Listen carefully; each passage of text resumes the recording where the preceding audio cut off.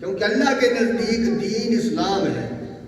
قبر میں ہم سے یہ نہیں پوچھا جائے گا تم سنی تھے، شیعہ تھے، وہابی تھے، کیا تھے۔ قبر سے ہم سے یہ سوال کیا جائے گا من ربوں کا ما دین ہوگا، تیرا رب کون ہے تے تیرا دین کی ہے، تے یا پھر اس مصطفیٰ دی ذات دے بارے پوچھا جائے گا سامنے کھلوا کے ما کنت تقول فی حق ھذا رجل۔ اور بخاری صاحب نے آگے یہ جملہ مزید لکھا ہے لے محمد،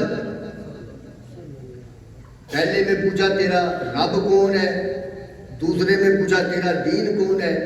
اور یہ بھی مزے کی بات ہے یہ مسلم بخاری میں کوئی نہیں رب اور دین والا سوال ہے، یہ نچلے درجے کی جو صحیح ہے نا ان میں ہے۔ مسلم اور بخاری متفق علیہ حدیث میں ایک ہی سوال ہوگا، محمد کے بارے میں پوچھا جائے گا قبر میں کہ بتاؤ اس ذات کے بارے میں کیا کہتے تھے۔ تو ہمارا مرکز کیا ہے، ہمارا محور کیا ہے، محمد رسول اللہ کی ذات۔ جو مصطفیٰ کو رسول مانتا ہے نا، کلمہ محمد کا پڑھتا ہے اور قبلہ کی طرف منہ کر کے نماز پڑھتا ہے، اس قرآن کو مانتا ہے اور اس رحمان کو مانتا ہے، اس کا مسلک جو بھی ہو وہ حق پر ہوگا۔ اور یہ ضروری نہیں کہ ہر مسلک والے سارے کے سارے حق ہوں۔ آپ اپنے مسلک میں دیکھ لیں، اہل سنت والجماعت میں بھی اچھے لوگ بھی ہوتے ہیں، برے لوگ بھی ہیں۔ دیوبند کے مسلک کو دیکھ لو، اچھے لوگ بھی ہیں، برے بھی ہیں۔ اہل تشیع کے بارے میں جان لو، دیکھ لو، ان میں بڑے بڑے چوٹی کے علماء بھی ہیں، اچھے لوگ بھی ہیں، برے لوگ بھی ہیں۔ یعنی یہ تو ہر مسلک میں پائے جاتے ہیں۔ تو آپ ایک دو برے کو دیکھ کر پورے مسلک پہ تھوپا لگا دیتے ہیں کہ یہ مسلک ہی ایسا ہے، نہیں۔ آپ اپنے کردار کو اچھا کریں، دوسرا بھلا جائے جدھر جاتا ہے، اپنے آپ کو ٹھیک کرو۔ اور جب تک ہم یہ نہیں کریں گے نا میں ٹھیک ہو جاؤں گی۔ مجھ سے اکثر یہ سوال کیا جاتا ہے کہ معاشرہ کیسے سنور سکتا ہے، کہ بلا میں نے بھی یہ کام کیے ہیں، میں نے سادات کے پلیٹ فارم پہ سادات کو جمع کرنے کی بڑی کوشش کی، 5 سال تک لگا، لیکن میں کیونکہ ایک گورنمنٹ ملازم ہوں مجھ سے کام نہ ہو سکا۔ پھر وہ میں نے تحریک اپنی ہاشمی سادات کی تحریک میں ملا دی کہ اب یہ تحریک اس تحریک کے نام سے چل رہی ہے۔ انور شاہ صاحب سدرے والے اس کے بڑے رکن ہیں۔ عرض یہ کرنا چاہتا ہوں کہ معاشرہ کیسے سنور سکتا ہے، ہر بندہ اپنے آپ کو سنوارے، بس میں ٹھیک ہو جاؤں۔ تو جب ہر بندہ یہ کوشش کرے گا نا میں ٹھیک ہو جاؤں تو معاشرہ آٹومیٹک ٹھیک ہونا شروع ہو جائے گا۔ ہم کیا کرتے ہیں تو ٹھیک ہو جا، تو ٹھیک ہو جا۔ تو جب ہم یہ کرتے ہیں نا تو ٹھیک ہو جا، پھر وہ بھی ٹھیک نہیں ہوگا، ہم بھی ٹھیک نہیں ہوگا۔ پہلے ہمیں یہ سوچنا ہوگا کہ ہم خود کو ٹھیک کریں، ہر بندہ اپنے آپ کو ٹھیک کرے کہ مجھے مصطفیٰ سے کتنی وفاداری ہے، میں اپنے رب اور رسول کے لیے کیا کر رہا ہوں۔ جب وہ خود کو ٹھیک کرے گا نا آٹومیٹک اگلے ٹھیک ہونا شروع ہو جائیں گے۔ لیکن ہم میں سے کوئی بھی یہ کوشش نہیں کرتا کہ میں ٹھیک ہو جاؤں، وہ کہتا اگلے کو ٹھیک کرو، میں پہلے ہی ٹھیک ہوں۔ لیکن ہم میں سے کوئی بھی ٹھیک نہیں ہے۔ جب تک ہم اللہ اور اللہ کے رسول کے فرمان کے تابع نہ ہو جائیں گے ہم ٹھیک نہیں ہیں۔ اور یہ قرآن پاک ہدایت کی کتاب ہے، لیکن یہ کہتا ہے ہدایت اسے دیتا ہوں ہدی للمتقین، جو متقی ہوتا ہے۔ ہر اہل گہری کے لیے یہ بھی ہدایت نہیں ہے۔ تو جو متقی ہوتا ہے، پرہیزگار ہوتا ہے نا، اس کو یہ ہدایت دیتا ہے قرآن مجید۔ لیکن اب متقی کیا ہوتا ہے؟ کبھی آپ نے سوچا متقی اتنی بڑی بلا نہیں متقی کہ جی تقوی پتہ نہیں کیا بلا ہے، بہت مختصر اور جامع تعریف کہ جو اللہ نے حکم دیا ہے نا جہاں جانے کا وہاں بندہ غیر حاضر نہ ہو، جہاں سے اللہ اور اللہ کے رسول نے منع کیا ہے وہاں بندہ حاضر نہ ہو، یہ تقوی ہے۔ تقوی کیا ہے؟ جس جگہ پہ اللہ اور اللہ کے رسول نے جانے کا حکم دیا وہاں سے آپ غیر حاضر نہ ہو، اور جہاں سے اللہ اور اللہ کے رسول نے روکا ہے وہاں پہ آپ حاضر نہ ہو، یہ تقوی ہے۔ اور حضرت عبداللہ بن عمر رضی اللہ تعالیٰ عنہ وہاں سے کسی نے پوچھا تقوی کیا ہے؟ تو جناب عبداللہ نے فرمایا کیا کبھی آپ کو جھاڑیوں والی جگہ سے گزرنے کا موقع ملا ہو جہاں کانٹے دار جھاڑیاں ہوتی ہیں؟ بندے نے کہا جی ضرور گزرا ہو۔ कैसे गुजरते हो? जी मैं अपने कपड़ों को समेट कर झाड़ियों में से गुजरता हूँ कि कोई कांटा मेरे दामन से चुभ ना जाए। तो जनाबे अब्दुल्ला बिन उमर ने फरमाया यही तकवा है कि इंसान अपने आप को इस दुनिया की गलाजतों में समेट कर गुजर जाए, कि दुनिया की कोई गलाजत, कोई गंदगी मेरे दामन से टकरा ना जाए। जो इस तरह गुजर जाता है उसे मुत्तकी कहते हैं। ये तकवा है। यानी मुख्तसार ये कि जहाँ अल्लाह ने हुक्म दिया है, रसूल ने हुक्म दिया, वहाँ जाओ। जहाँ से अल्लाह और अल्लाह के रसूल ने रोका है वहाँ से रुक जाओ। जो मैंने आयत पढ़ी है ना, वातसिमू बिहब्लिल्लाहि जमीअ वला तफर्रकू, अल्लाह की रस्सी को मजबूती से पकड़ो और तफरके में ना पड़ो। अब वो अल्लाह की रस्सी क्या है, इसमें भी उलमा के इख्तिलाफ है। कोई कहता है जी कुरान अल्लाह की रस्सी है, कोई कहता है मुस्तफा की आल अल्लाह की रस्सी है। लेकिन जो हबल का माना मेरी नाकस अकल ने किया है ना, जहां तक मेरा इल्म है, गलत भी हो सकता है, हबल अरबी में उस रस्सी को कहते हैं जो दो रस्सियों को मिलाकर एक बनाई जाती है। जब आप दो रस्सियों को इकट्ठा करते हैं ऐसे, इसको कहते हैं हबल।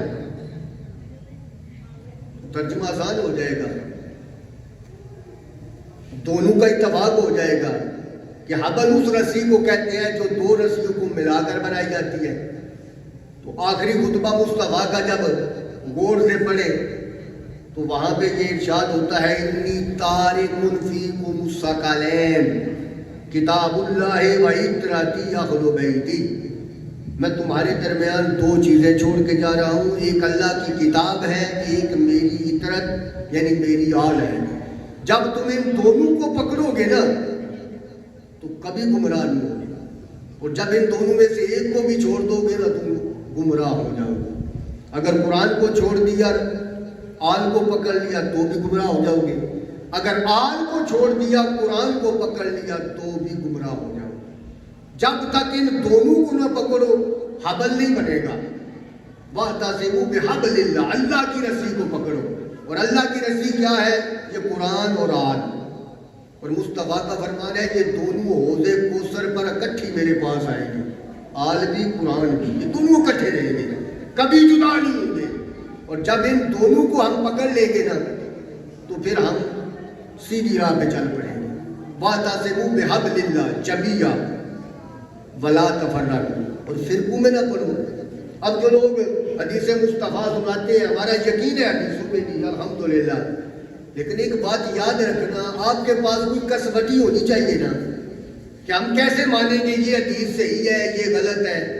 हमारा इल्म इतना नहीं है ना, तो कम अज कम इतना तो हमें पता होना चाहिए कि ये कुरान से ना टकराती हो। बस छोटी सी कसवटी कि जो भी हदीस सुनाना चाहे ना, ये मुस्तफा का फरमान है, उसको कुरान पे ले आओ कि ये कुरान से मुखालफत तो नहीं करना फरमान। हुजूर फरमा रहे अगर कुरान से मुखालफत हुई तो मेरा नहीं होगा, जो कुरान से टकरा जाए वो फरमान मेरा नहीं होगा। और हदीस तैयबा के साथ बहुत धोखे हुए हैं। अनगिनत हदीस तैयबा में ऐसी हदीस डाली की है जो हम नहीं जानते, जो मौजू है, जिनके रावी झूठे हैं, घर की हदीस तैयबा बनाई गई है और हदीस में शामिल की गई है। उन्हें इसराइलियात कहा जाता है कि ये इसराइलियात है जो हमारे मजहब को कमजोर करने के लिए। अब ये शिया सुन्नी वहाबी वाला झगड़ा कहाँ से चला? इस्लाम तो एक ही है, कुरान भी एक है, रहमान भी एक है, मुस्तफा सबका नबी है। तो इसके पीछे अगर ढूंढा जाएगा तो आपको यहूद व नसारा ही मिलेंगे। ये उनका प्रापोगंडा है कि मुसलमानों को यकजा नहीं होने देना। अगर ये इकट्ठे हो गए तो ये बहुत बड़ी ताकत बन जाएंगे और फिर ये असले से नहीं मारे जाएंगे। इसलिए उन्होंने हमें लड़ाने के लिए, झगड़ाने के लिए हमारे अंदर ये तफरकाबाजी डाल दी। किसी को सुन्नी बना दो, किसी को शिया बना दो, किसी को वहाबी बना दो। कलमा एक नबी का पढ़ते हैं सब, कुरान सब का एक है, काबा एक है। अच्छा ये बताओ, थोड़ी सी और वजाहत कर देता हूँ। अक्सर हमारे जो उलमा इस बात पे झगड़ते हैं कि वो नमाज ऐसे पढ़ता है وہ جی ایسے پڑھتا ہے، وہ جی ایسے پڑھتا ہے۔ یار پڑھتا تو ہے نا جیسے بھی پڑھتا ہے۔ کس کی نماز پڑھنی ہے؟ اللہ کی۔ منہ کدھر کر رہا ہے؟ قبلہ کی طرف۔ وضو کر کے پڑھ رہا ہے۔ تو آپ اپنی نماز کے فرائض دیکھ لیں۔ جو ہماری نماز اہل سنت والجماعت کی ہے، ان کے فرائض میں کہیں یہ فرض ہے کہ ہاتھ ادھر باندھنے ہیں، ادھر باندھنے ہیں یا ادھر رکھنے ہیں؟ نہیں فرض۔ فرض کیا ہے؟ تکبیر تحریمہ وہ سارے کرتے ہیں۔ سنی ہوگا تو بھی ہاتھ اٹھائے گا، شیعہ ہوگا تو بھی ہاتھ اٹھائے گا، وہابی ہوگا تو بھی ہاتھ اٹھائے گا۔ اللہ اکبر تکبیر تحریمہ کے لیے اٹھائے گا ہاتھ۔ اس کے بعد اب چھوڑ دے، یہاں باندھے، یہاں باندھے، جہاں بھی باندھے، یہ سنت ہے۔ اور مزے کی بات بتاؤں آپ کو، اللہ کو اپنے حبیب سے اتنی محبت ہے، اتنی محبت ہے کہ اللہ اپنے نبی کی کسی سنت کو بھی ضائع نہیں ہونے دینا چاہتا۔ ساری سنتیں زندہ رکھنی ہے اللہ نے۔ اب نبی نے ہر طریقے سے نماز پڑھی ہے، یہاں ہاتھ رکھے، یہاں رکھے، چھوڑے، رفع یدین کیا، ہر طریقے سے پڑھی۔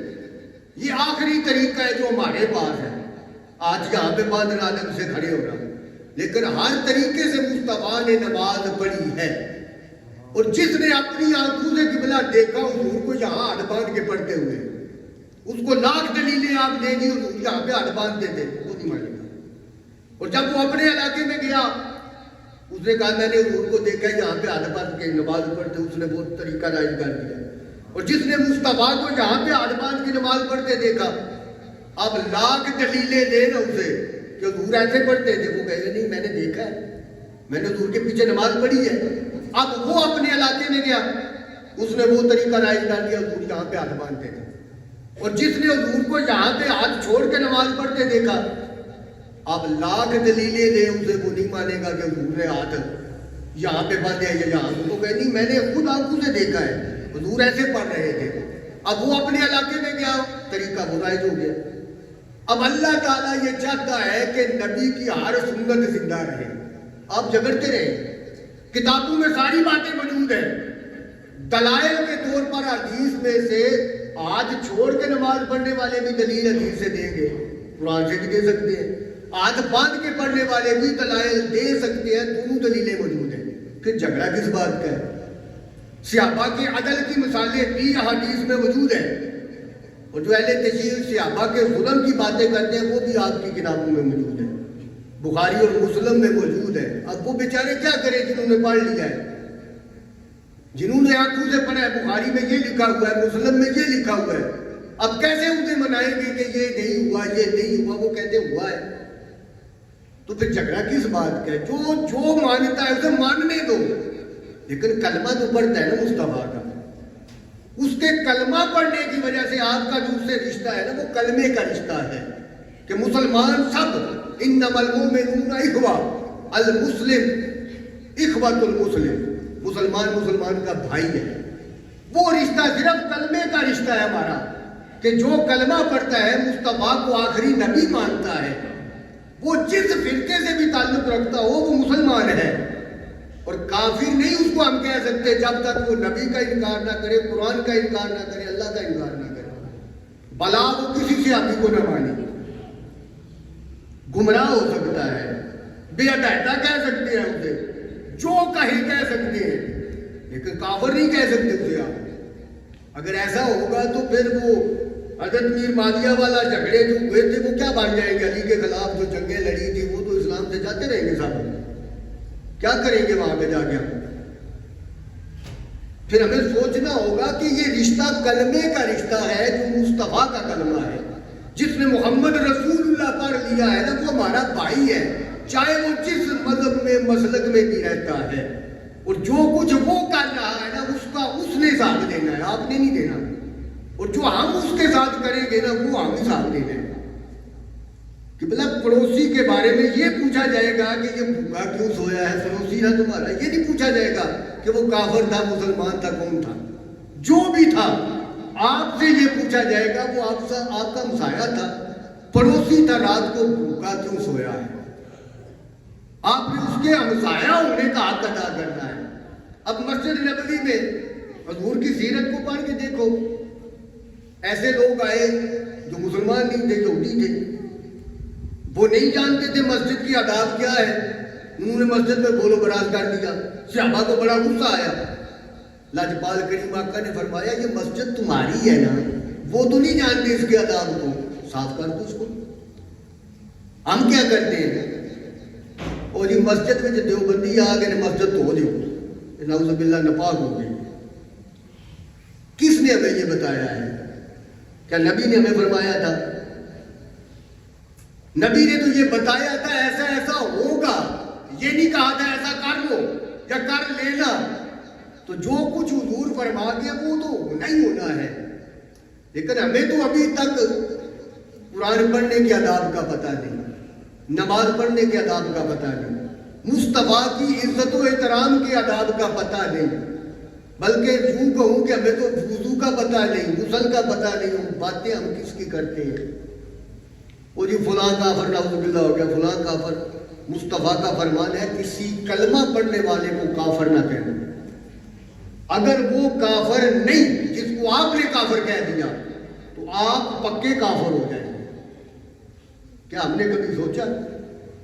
کیا دیکھا ہم نے اس میں دیا، ہم نے اس پہ کفر کا فتویٰ لگا دیا ہے۔ جس کو آپ اپنی آنکھوں سے اپنے کانوں سے نہ سنے نہ دیکھیں کہ اس نے کوئی ایسا کام کر دیا ہے جو کفر والا ہے، اس کو آپ کافر نہیں کہہ سکتے۔ ہاں اگر آپ نے دیکھا ہے کسی کو، آپ نے سنا ہے، تو آپ کہیں اسے۔ یہ کل کی بات ہے، سوشل میڈیا پہ چل رہی ہے، کسی نے وہ شرٹ پہنی ہوئی تھی، اس پہ عربی کا ایک جملہ لکھا ہوا تھا، پتہ نہیں وہ الحیات حلوہ، تو اس پہ فتویٰ لگ گیا کہ یہ کافر ہو گیا، صرف قرآن کی آیتیں لکھی ہوئی ہیں۔ اب یہ بھی نہیں اس نادان کو پتہ حیات الحلوہ کا مطلب کیا ہے۔ یہ تو عربی کا کوئی بھی جملہ ہے کہ زندگی میٹھی ہے، زندگی اچھی ہے۔ جب اس کو پکڑا گیا بھائی تم نے ایسا کیوں کیا، تو پھر نتیجہ کیا نکلا؟ جی میں جانتا نہیں تھا، مجھے اتنا علم نہیں تھا۔ پہلے علم تو ہونا چاہیے نا، جو بات آپ نے کرنی ہے اس پہ اپنے آپ کو پہلے عبور حاصل کرو کہ مجھے اتنا علم ہے جو میں یہ بات کر رہا ہوں۔ اب مصطفیٰ کی شان کیا ہے، عظمت کیا ہے، کوئی خدا سے پوچھے۔ آپ روزانہ درود پڑھتے ہیں، اس پہ بھی جھگڑے ہوتے ہیں کہ یہ درود پڑھو، یہ پڑھو، یہ نہیں پڑھو، یہ نہیں پڑھو۔ درود سب درود ہے، جو پڑھو گے نا وہی قابل قبول ہے۔ اور ایک بات بتاؤں، سوائے درود کے کوئی عمل ہمارا گرانٹیڈ قبول نہیں کہ ہم نماز پڑھیں تو کہیں قبول ہے، حج کریں، روزہ رکھیں قبول ہے، اور کسی عبادت میں وہ خالق شامل بھی نہیں۔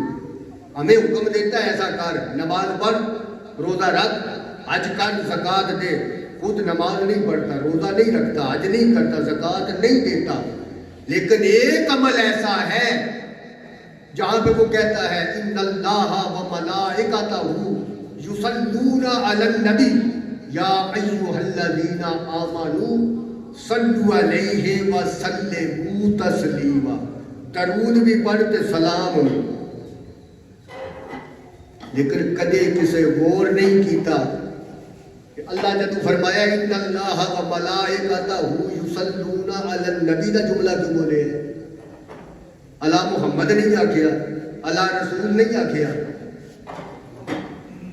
سوچنے والی گل ہے نا جناب، کدی سوچیا کرو نا، اللہ نے عقل دیتی ہے سوچن واسطے۔ اصل ہے سارے جھگڑے تاں ہی نہیں، اسی سوچتے کوئی نہیں۔ جو کچھ کسی آکھیا نا وہ پلے پڑھ لیا، انہیں انج آکھیا سی۔ وہ مشہور ایک مقولہ ہے بولن دی، جا تیری بات بول دینا، کسی آکھیا وہ تیرا کان لا لے گئی، انہیں یہ نہ ویکھیا کان نال تو مگر بھجنا شروع کر دیتا۔ وہ کیوں ہوئی؟ وہ کان لا لے گئی، انہیں آکھیا نال دے ویکھ لے۔ اسی یہ نہیں ویکھدے بس کان نال ہی ہوتا ہے، جتنے آکھیا لا لے گئے تو مگر بھائی بکنے لا لے گئے۔ جو بھی بات آپ سنتے ہیں اس پہ غور کیا کرو، فکر کیا کرو، پھر اپنا نتیجہ نکالو کہ کیا ایسا ممکن ہے۔ اب اللہ نے جو فرمایا نبی پر درود، اللہ بھی پڑھتا ہے، اللہ کے فرشتے بھی پڑھتے ہیں۔ اب اللہ کیسے پڑھتا ہے، فرشتے کیسے پڑھتے ہیں، یہ حدیث طیبہ کو کنگالنے سے پتہ چلتا ہے کہ اللہ فرشتوں کی محفل میں بیٹھ کے اپنے نبی کا ذکر کرتا ہے۔ یہ اللہ کا درود ہے کہ ملائے اعلیٰ کہ مجلس میں اللہ تعالیٰ ذکر کرتا ہے اپنے نبی کی عظمتوں کا، شانوں کا، رفتوں کا، منزلوں کا، مقام کا. یہ دو آیتیں جو ہے نا، ان اللہ و ملائکتہ اور علم نشرح لک صدرک، پورے قرآن میں ان کا نظارہ یاد ہے کہ ہم نے تیرا ذکر بلند کیا تیری خاطر. تو اب جتنا رب بلند اتنا ذکر حبیب کا بلند. ہم نے یہ بھی کبھی نہیں سوچا کہ ہم اس جیسے کیسے ہو سکتے ہیں. قل انما انا بشر، میں نے پڑھا تھا یہ آیت متشابہہ ہے. تو اسی سے بھول کے لوگ کہتے ہیں جی نعوذ باللہ نبی ہم جیسا، ہم نبی جیسے.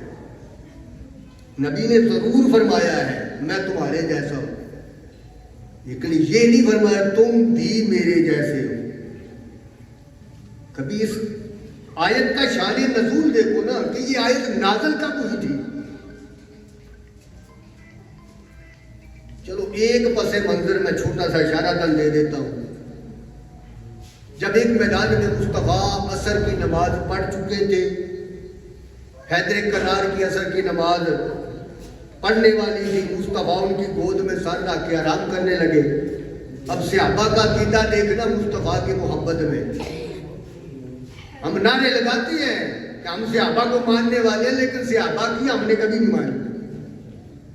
علی کی گود میں مصطفیٰ کا سر مبارک اور عصر کا سورج غروب کے وقت پہ پہنچ گیا، ڈوبنے کے قریب. حیدر کرار کی آنکھوں سے آنسو گرے مصطفیٰ کے بددعا کے چہرے پہ.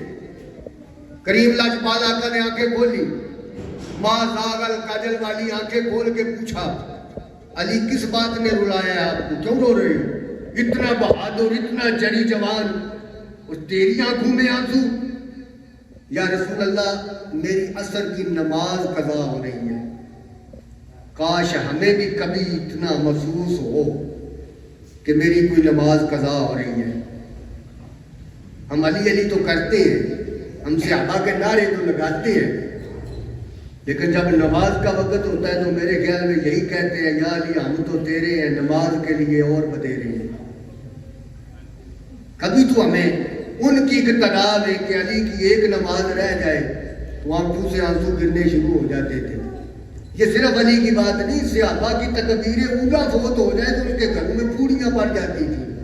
افسوس کے لیے باقی صحابہ آ جاتے تھے تیرا بڑا نقصان ہو گیا آج، تیری تکبیر اولا سے نماز رہ گئی ہے، باقی نماز ساری پڑھی ہے، تکبیر اولا فوت ہوئی ہے. لیکن کب ہم نے یہ سوچا ہے، سمجھا ہے کہ وہ نماز کیا چیز ہے جو میرے نبی کی آنکھوں کی ٹھنڈک ہے. ہم نے کبھی سوچا ہے میرے نبی کی آنکھوں کی ٹھنڈک کے ساتھ ہم کیا کر رہے ہیں؟ ہم نے تو یہ بھی کبھی نہیں سوچا یہ میرے نبی کی سنت ہے، ہم اس کے ساتھ کیا کر رہے ہیں. بڑے بڑے دعوے کرتے ہیں ہم، لیکن کبھی غور نہیں کیا کہ اس سنت کو ہم گلیوں میں نالیوں میں بہا رہے ہیں. کتنی پیاری سنت ہے میرے نبی کی، کبھی تو ہمیں سوچنا پڑے گا نا. یار موسیٰ کلیم اللہ کا دور تھا، فرعونی تباہ ہو گئے، غرق ہو گئے.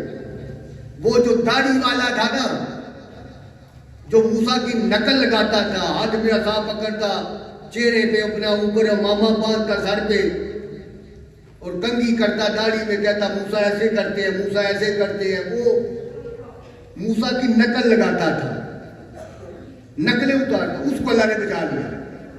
جناب موسیٰ کلیم اللہ عرض کرتے ہیں مولا یہ تو سب سے زیادہ تنگ کرتا تھا مجھے، میری نقلیں اتارتا تھا.